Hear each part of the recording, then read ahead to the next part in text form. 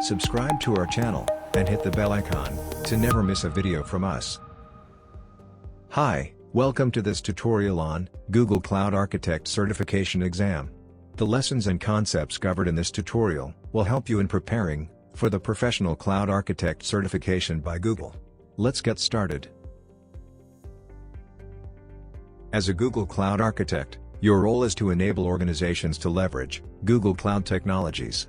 You need to have a thorough understanding of cloud architecture and Google Cloud Platform, and should be able to design, develop, and manage robust, secure, scalable, highly available, and dynamic solutions to drive business objectives. As a cloud architect, you should also be proficient in all aspects of enterprise cloud strategy, solution design, and architectural best practices, and experienced in software development methodologies and approaches, including multi-tiered distributed applications, which span multi-cloud or hybrid environments. The Google Cloud Certified Professional Cloud Architect exam assesses your ability to design and plan a cloud solution architecture, manage and provision the cloud solution infrastructure, design for security and compliance, analyze and optimize technical and business processes, manage implementations of cloud architecture, and ensure solution and operations reliability. There is no prerequisite for this exam, but the recommended experience is more than 3 years in the industry, and more than 1 year of experience in designing and managing solutions using GCP. The exam can be taken online or on-site, and consists of multiple choice and multiple select questions. You can search for Google Cloud Services, or go directly to cloud.google.com. Click on Get Started for free. After you'll finish the account creation process, you'll get $300 in credit to use the Google Cloud Services. This credit is valid for 1 year. Fill in rest of the details to create your GCP account. Before getting to understand about the Google Cloud Console and ways of interacting with Google Cloud Services, let us first understand the concept of cloud resources, regions, and zones. The Google Cloud Platform consists of physical assets, such as computers and hard disk drives, and virtual resources, such as virtual machines, that are contained in Google's data centers around the globe. Each data center location is in a region. Each region is a collection of zones, which are isolated from each other within the region. Each zone is identified by a name that combines a letter identifier with the name of the region. For example, Zone A, in the East Asia region, is named Asia East 1A. This distribution of resources provides several benefits, including redundancy, in case of failure, and reduced latency, by locating resources closer to clients. This distribution also introduces some rules about how resources can be used together. The diagram here shows the relationship between global scope, regions and zones, and some of their resources. Some resources can be accessed by any other resource, across regions and zones. These global resources include pre-configured disk images, disk snapshots, and networks. Some resources can be accessed only by resources that are located in the same region. These regional resources include static external IP addresses. Other resources can be accessed only by resources that are located in the same zone. These zonal resources include VM instances, their types, and disks. The scope of an operation varies depending on what kind of resources you're working with. For example, creating a network is a global operation because a network is a global resource, while reserving an IP address is a regional operation because the address is a regional resource. Now let's get back to our Google Cloud dashboard. Any GCP resources that you allocate and use must belong to a project. You can think of a project as the organizing entity for what you're building. To create a new project, you can click on this drop-down, and then click on New Project. Give your project a name and then create a project.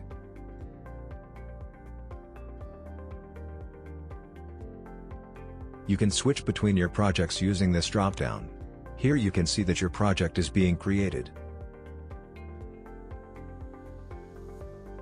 Each GCP project has a project name, a project ID, a project number, which is provided to you. As you work with Google Cloud Platform, You'll use these identifiers in certain command lines and API calls. To interact with Google Cloud Platform using a command line, you can install the Google Cloud SDK. Google Cloud SDK is a set of tools that you can use to manage resources and applications hosted on Google Cloud Platform. You can download the Google Cloud SDK from the link shown in the video. For your ease, the link is also provided in the video description. You can also check out the cheat sheet for the command line from the link given in the video and in the description as well. GCP also provides Cloud Shell, a browser-based, interactive shell environment. You can access Cloud Shell from the GCP console, from here. When you start Cloud Shell, it provisions a E2 small Google Compute Engine virtual machine that runs on the cloud and can be used as a command line. Google Cloud APIs. Google Cloud APIs are a key part of Google Cloud Platform, allowing you to easily add the power of everything, from storage access to machine learning-based tasks. You can access Cloud APIs from server applications, with Google Client libraries, in a wide variety of popular programming languages, and from mobile apps via the Firebase SDKs, or by using third-party clients.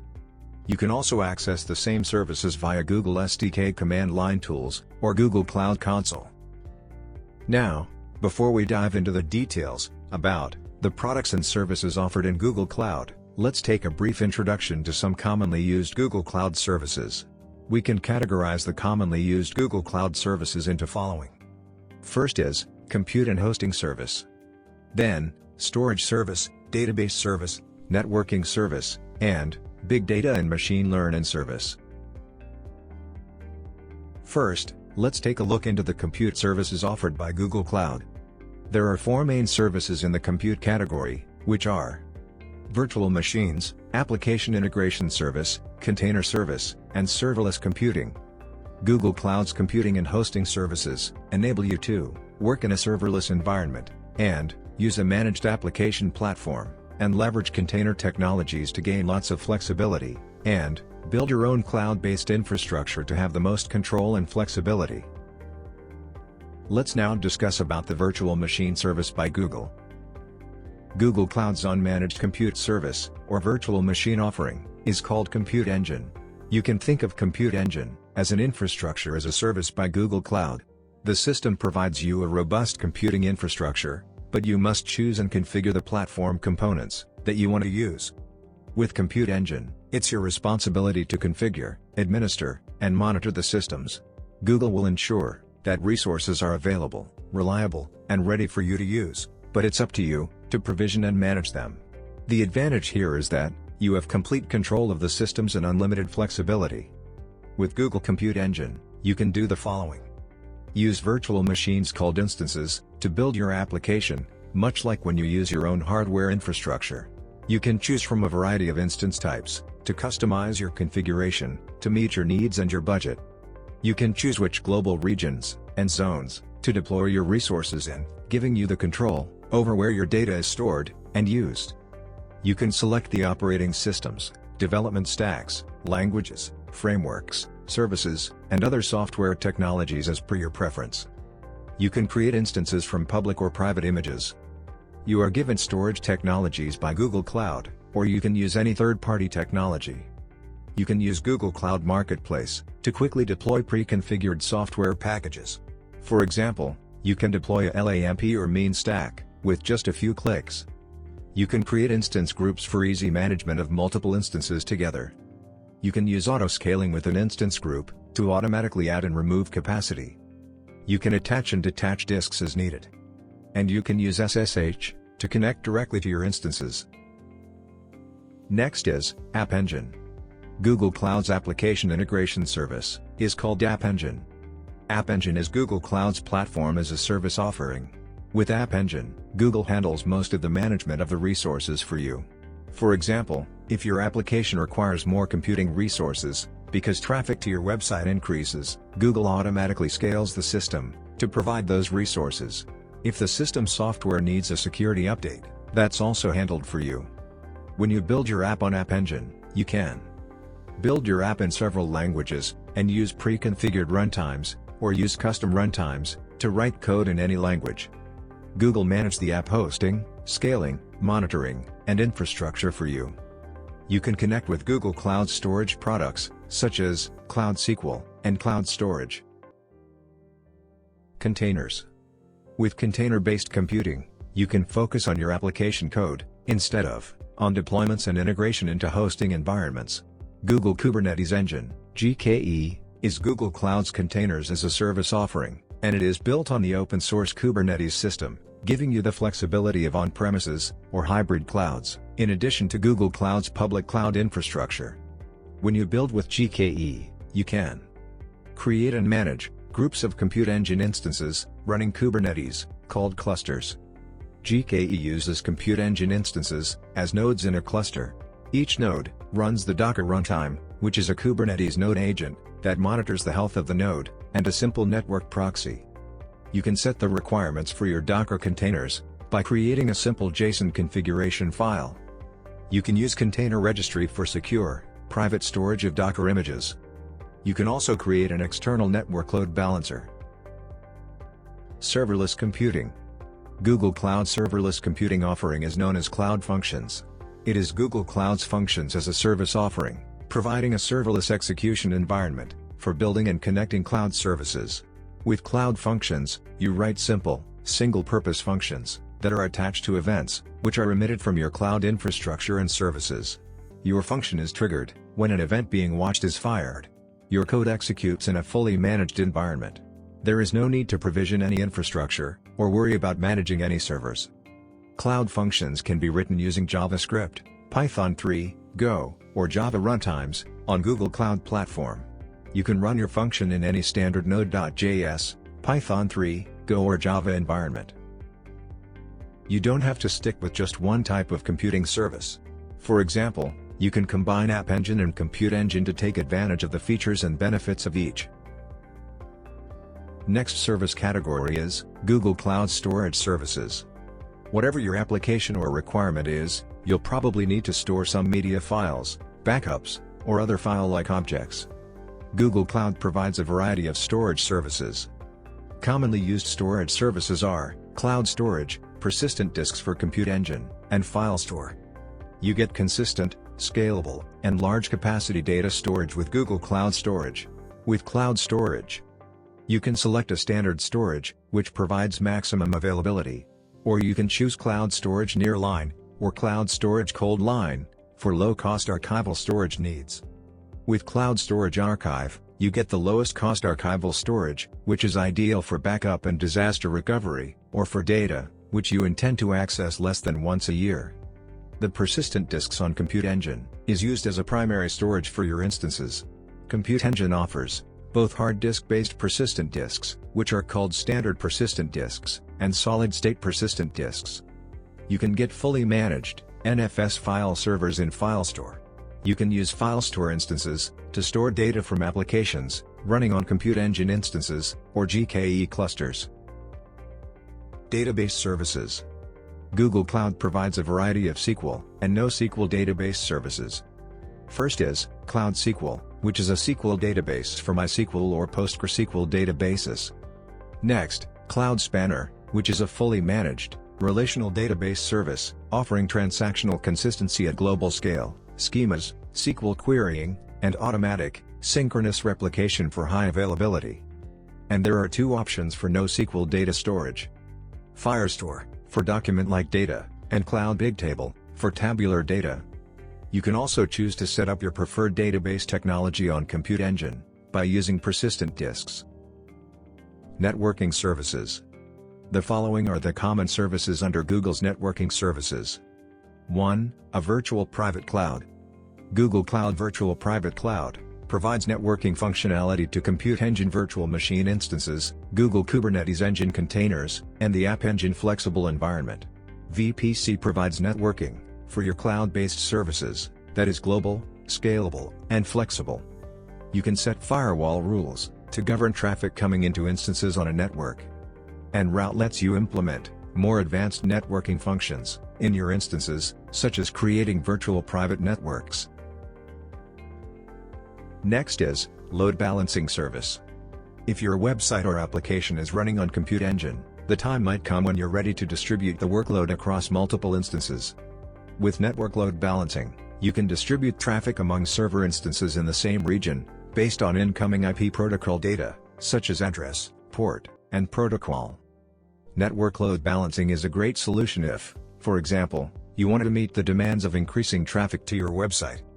HTTPS load balancing enables you to distribute traffic across regions, so you can ensure that requests are routed to the closest region, or, in the event of a failure, or overcapacity limitations, to a healthy instance in the next closest region.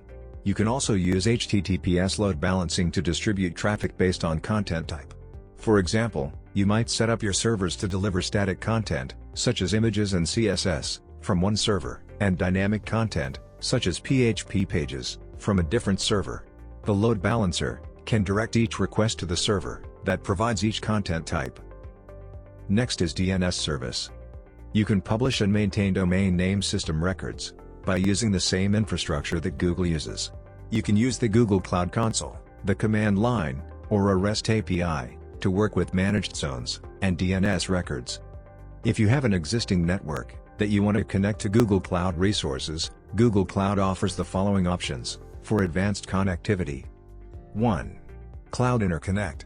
It enables you to connect your existing network to your VPC network through a highly available, low-latency, enterprise-grade connection.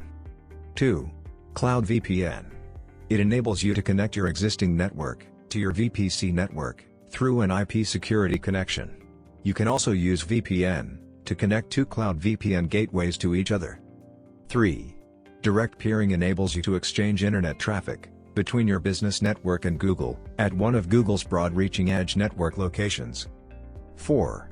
Carrier peering enables you to connect your infrastructure to Google's network edge through highly available, lower latency connections by using service providers.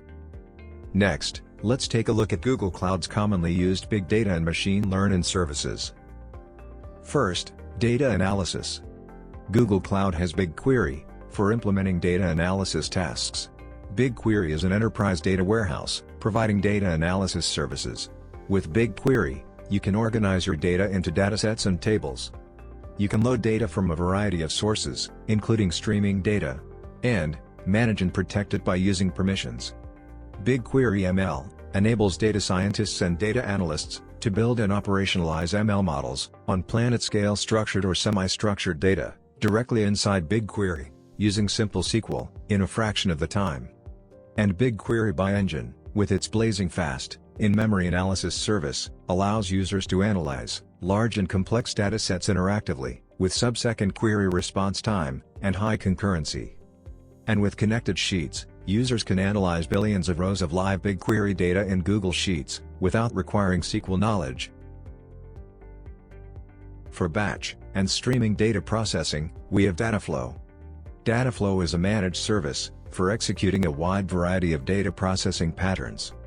Dataflow provides a managed service and set of SDKs that you can use to perform batch and streaming data processing tasks. Dataflow works well for high-volume computation, especially when the processing tasks can clearly and easily be divided into parallel workloads. Dataflow is also great for ETL tasks, which are useful for moving data between different storage media, transforming data into a more desirable format, or loading data onto a new storage system. Google's AI platform offers a variety of powerful machine learning services. You can choose to use APIs that provide pre-trained models, optimized for specific applications, or build and train your own, large-scale, sophisticated models, using a managed TensorFlow framework. Google Cloud offers a variety of APIs that enable you to take advantage of Google's ML, without creating and training your own models. Video Intelligence API lets you use video analysis technology that provides label detection, explicit content detection, etc. Speech to text lets you convert audio to text, with 110 recognized languages and variants. You can transcribe the text through a microphone, enable command and control through voice, or transcribe audio files. Cloud Vision lets you easily integrate vision detection features, including image labeling, face and landmark detection, optical character recognition, and tagging of explicit content. Cloud Natural Language API lets you add sentiment analysis entity analysis, entity sentiment analysis, content classification, and syntax analysis. Cloud translation lets you quickly translate source text into any of over 100 supported languages. Language detection helps out in cases where the source language is not known. Dialogflow lets you build conversational interfaces for websites, mobile applications, popular messaging platforms, and IoT devices. You can use it to build interfaces, such as chatbots, that are capable of natural and rich interactions with humans. In this lesson, we will go through Google Cloud's Compute Engine service. In previous lesson, we had a brief introduction about Compute Engine. Now we'll see how we can create a virtual machine on Google Compute Engine. So let's get started. On your Google Cloud dashboard, first select the project in which you want to launch your virtual machine. Here we'll launch our virtual machine in the project, My Project 2. Now, to go to the Compute Engine page, click on the navigation menu. Then click on Compute Engine. Now before we launch our virtual machine, let's take a quick tour on the features available in the Compute Engine. First, VM instances. An instance is a virtual machine, hosted on Google Cloud's infrastructure. You can create an instance by using the Google Cloud Console, the G-Cloud command line tool, or the Compute Engine API. We'll discuss about instance groups later. Next is instance templates.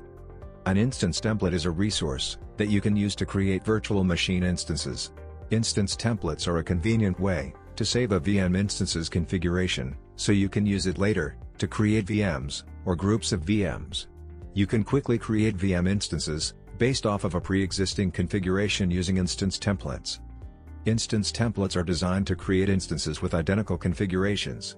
So you cannot update an existing instance template, or change an instance template after you create it. Sole tenancy lets you have exclusive access to a sole tenant node, which is a physical Compute Engine server that is dedicated to hosting only your project's VMs. Use sole tenant nodes to keep your VMs physically separated from VMs in other projects. Sole tenancy is appropriate for specific types of workloads. For example, gaming workloads with performance requirements might benefit because they are isolated on their own hardware. Next is machine images. Compute Engine offers many pre-configured public images that have compatible Linux or Windows operating systems. Use these operating system images to create and start instances. Compute Engine uses your selected image to create a persistent boot disk for each instance. By default, the boot disk for an instance is the same size as the image that you selected. If your instance requires a larger persistent boot disk than the image size, you can resize the boot disk. In the image section here, you can see a list of all machine images.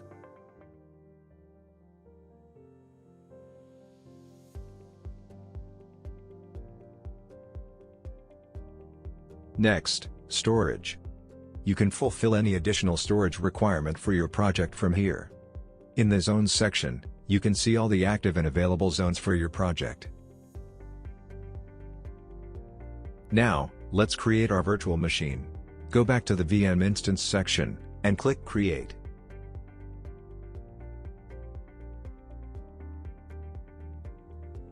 Give your instance a name. Here we'll name our instance, My Instance 1. Now, we'll select our region and zone. You should note that each zone have a different pricing. We select a zone based on different factors, like from where our data is coming.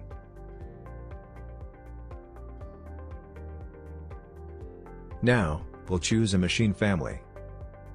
We have general purpose, memory optimized, and compute optimized.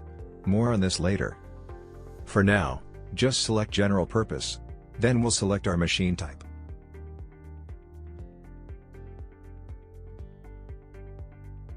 For small tasks we generally select micro. You can check your estimated costs too, from here. We can select our machine according to our project needs. Note that, different machine types have different pricing.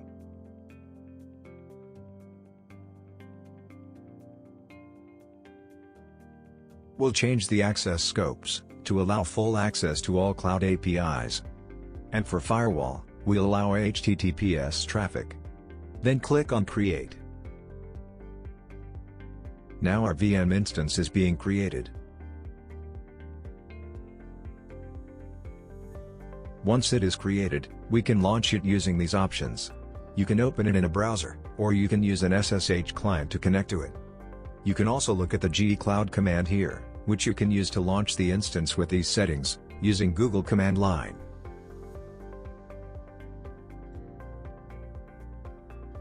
We'll open it in the browser.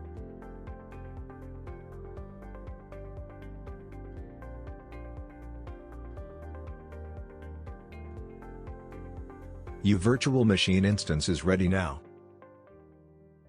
You can see the details of your virtual machine by clicking on it.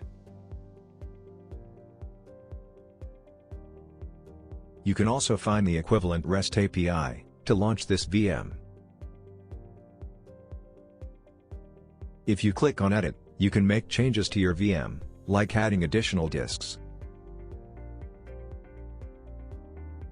Let us now create a VM instance, using the command line. To create a VM instance, the command is gcloud, compute instances, create. Followed by the parameters, like instance name, zones, etc. You can see, our instance has been created. You can learn about all the commands through the link shown. You can also use the help command, to see all the available commands you have, for gcloud create instances.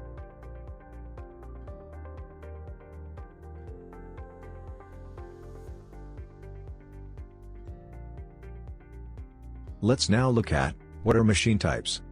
A machine type is a set of virtualized hardware resources, available to a virtual machine instance, including the system memory size, virtual CPU count, and persistent disk limits. In Compute Engine, machine types are grouped and curated by families for different workloads. You can choose from general purpose, memory optimized, and compute optimized families. General purpose machine types offer the best price-performance ratio for a variety of workloads. Memory optimized machine types are ideal for memory-intensive workloads, because they offer more memory per core than other machine types. Compute-optimized machine types offer the highest performance per core on Compute Engine, and are optimized for compute-intensive workloads. There are GPUs that you can use to accelerate workloads. The table here shows the machines available. You can see which machine type is suitable for which task. Instance groups. An instance group is a collection of virtual machine instances that you can manage as a single entity. Compute Engine offers two kinds of VM instance groups, managed and unmanaged.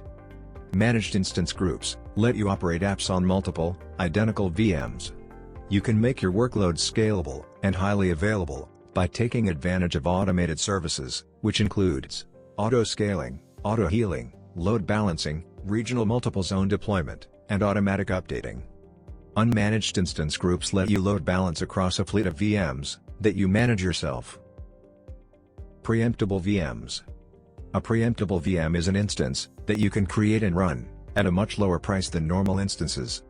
If your apps are fault-tolerant and can withstand possible instance preemptions, then preemptible instances can reduce your Compute Engine costs significantly. For example, batch processing jobs can run on preemptible instances. If some of those instances terminate during processing, the job slows, but does not completely stop. Preemptible instances complete your batch processing tasks, without placing additional workload on your existing instances, and without requiring you to pay full price for additional normal instances. You can add preemptible instances under this additional settings section in VM instances.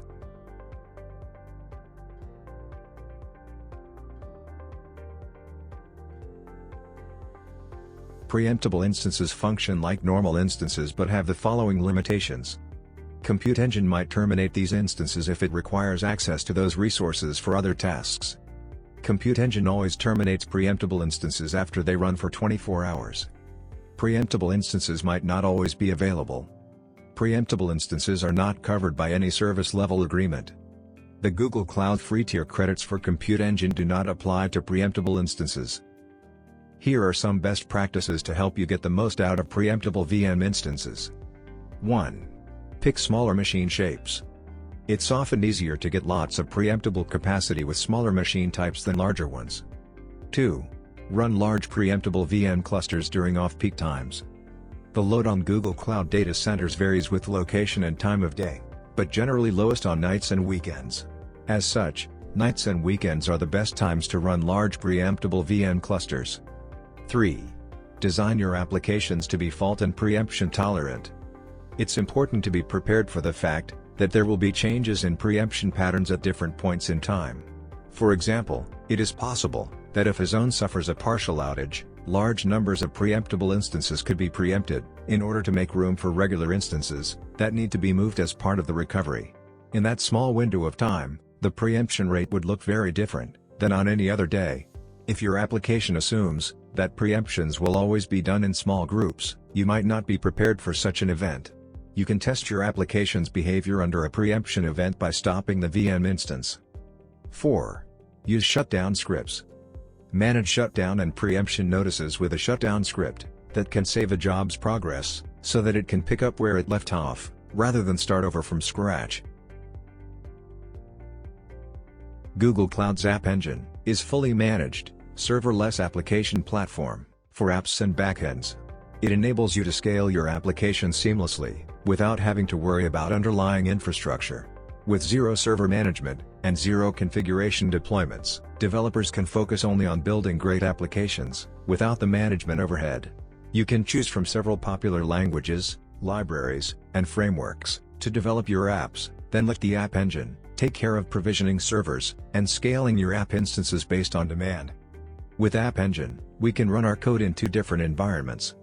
One is standard environment, and other is flexible environment. The App Engine standard environment. The standard environment is not customizable. The App Engine standard environment is based on container instances running on Google's infrastructure. Containers are pre-configured with one of several available runtimes. The App Engine standard environment makes it easy to build and deploy an application that runs reliably even under heavy load and with large amounts of data.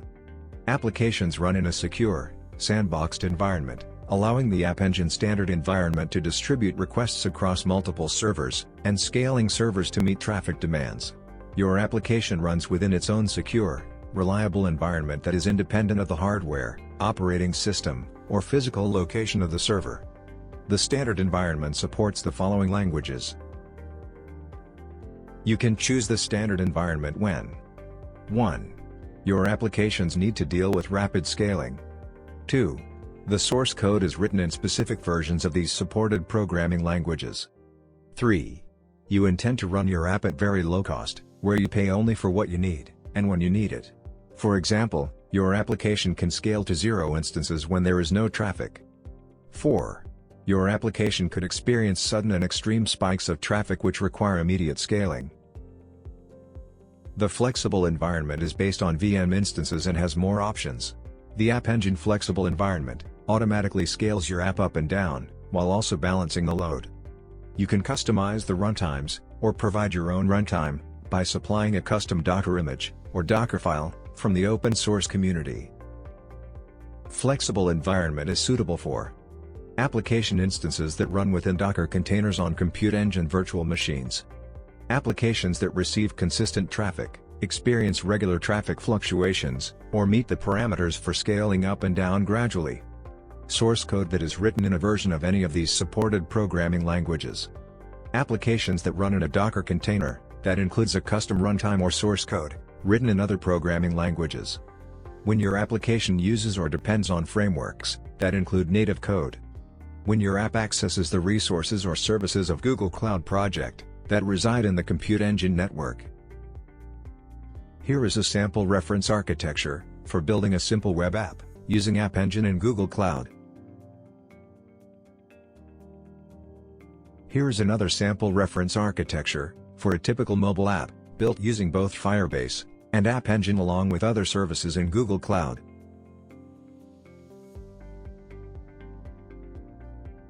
Google Storage. First we'll talk about Cloud Storage, which is Google Cloud's storage service for objects. An object is an immutable piece of data, consisting of a file of any format. You store objects in containers called buckets. All buckets are associated with a project, and you can group your projects under an organization. After you create a project, You can create cloud storage buckets, upload objects to your buckets, and download objects from your buckets. You can also grant permissions to make your data accessible to members you specify. You can also control how you secure and share your data. Here are some ways to secure the data you upload to cloud storage. 1. Cloud Identity and Access Management. Use Cloud Identity and Access Management to control who has access to the resources in your Google Cloud project. Resources include cloud storage buckets and objects, as well as other Google Cloud entities, such as Compute Engine instances. You can grant members certain types of access to buckets and objects, such as update, create, or delete. 2. Data encryption. Cloud storage uses server-side encryption to encrypt your data by default. You can also use supplemental data encryption options, such as customer-managed encryption keys and customer-supplied encryption keys. 3. Authentication ensures that anyone who accesses your data has proper credentials. 4. Bucket lock governs how long objects in buckets must be retained by specifying a retention policy. 5. Object versioning prevents data from being overwritten or accidentally deleted by enabling the creation of known current versions of your object. Let's now create a bucket using cloud storage. Click on the navigation menu and go to Storage section. Then click on Storage. Then click on Create Bucket to open the bucket creation window. Give your bucket a name.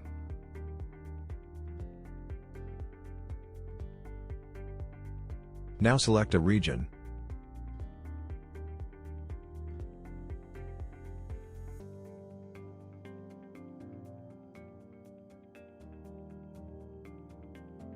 Here you can select the storage class. We will select Standard class. Now you can specify the access control for your bucket. You can either specify access to individual objects, in addition to bucket-level permissions. Or you can select Uniform, to keep only bucket-level permissions.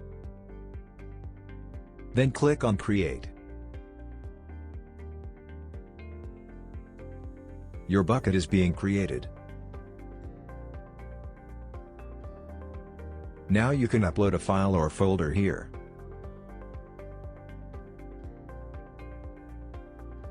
You can also edit your permission settings.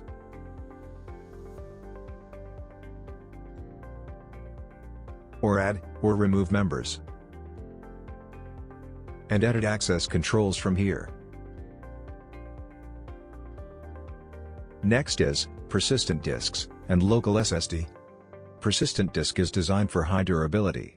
Persistent disk performance scales automatically with size, so you can resize your existing persistent disks, or add more persistent disks, to an instance, to meet your performance and storage space requirements.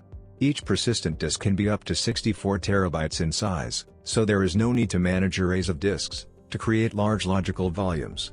Your storage is located independently from your virtual machine instances, so you can detach or move your disks to keep your data, even after you delete your instances. Standard persistent disks are suited for large data processing workloads. SSD persistent disks are suited for enterprise applications and high-performance database needs. Local SSDs are physically attached to the server that hosts your VM instance. This offers superior performance, very high input-output operations per second, and very low latency, compared to other block storage options. Local SSDs are designed for temporary storage use cases, such as caches or scratch processing space, which makes them suitable for workloads like media rendering, data analytics, or high-performance computing.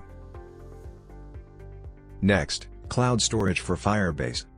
It is built for app developers who need to store and serve user-generated content, such as photos or videos.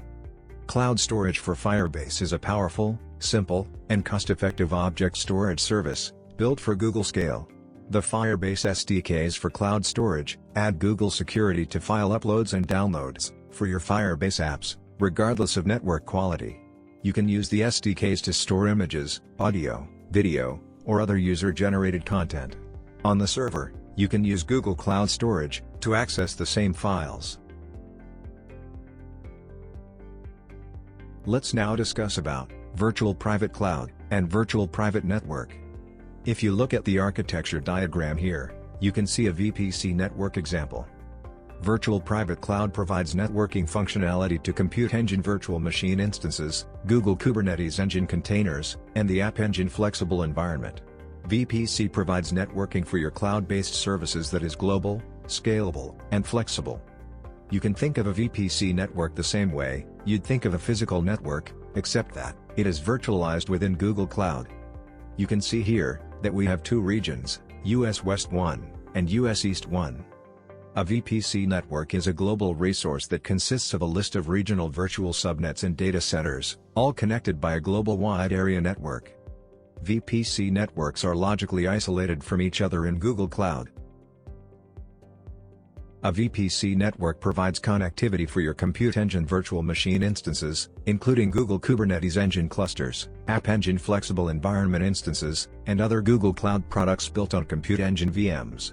VPC offers native internal TCP, UDP load balancing, and proxy systems for internal HTTPS load balancing. You can connect to on-premises networks using Cloud VPN tunnels and Cloud Interconnect attachments. You can distribute traffic from Google Cloud external load balancers to backends. Each VPC network implements a distributed virtual firewall that you can configure. Firewall rules allow you to control which packets are allowed to travel to which destinations. Every VPC network has two implied firewall rules that block all incoming connections and allow all outgoing connections. Routes tell VM instances and the VPC network how to send traffic from an instance to a destination, either inside the network or outside of Google Cloud. Each VPC network comes with some system-generated routes to route traffic among its subnets and send traffic from eligible instances to the internet. You can create custom static routes to direct some packets to specific destinations. While routes govern traffic leaving an instance, forwarding rules direct traffic to a Google Cloud resource in a VPC network based on IP address, protocol, and port. Some forwarding rules direct traffic from outside of Google Cloud to a destination in the network, others direct traffic from inside the network. Destinations for forwarding rules are target instances, load balancer targets, and Cloud VPN gateways. Let's now learn how to create a VPC network in Google Console. Click on the navigation menu, and go to Networking section, then click on VPC Network. Then click on Create VPC Network.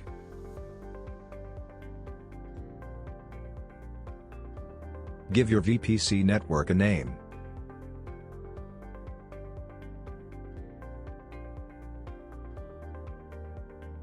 Next you will need to create subnets. You can select the custom option, or the automatic option. In automatic option, the Google Cloud will set the subnets for you. In custom option, you can create subnets as per your need. To create a subnet through custom option, first give your subnet a name, and select a region.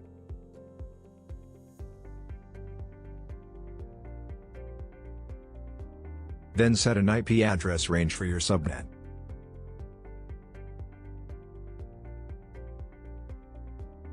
You can add more subnets by clicking on Add Subnet button. We will go with automatic option. After creating your subnets, you can set the firewall rules.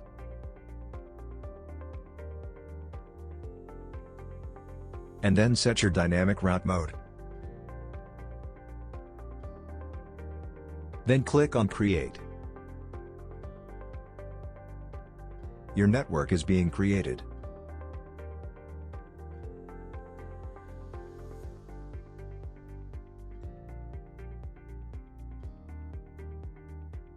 Your VPC network has been created with these subnets. You can see the details of your VPC network by clicking on it.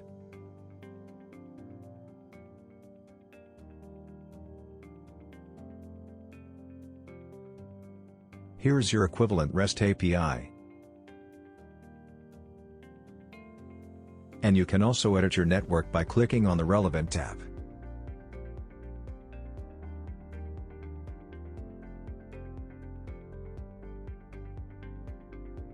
You can also edit your subnet in dynamic route mode by clicking on Edit.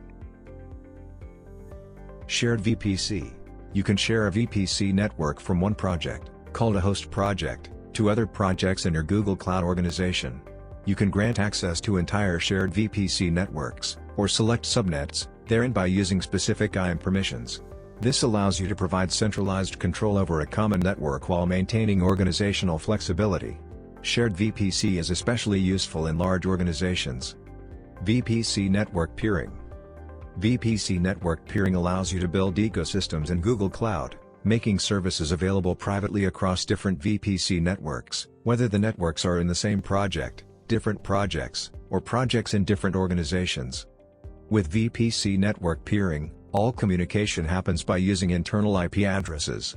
Subject to firewall rules, VM instances in each peered network can communicate with one another, without using external IP addresses.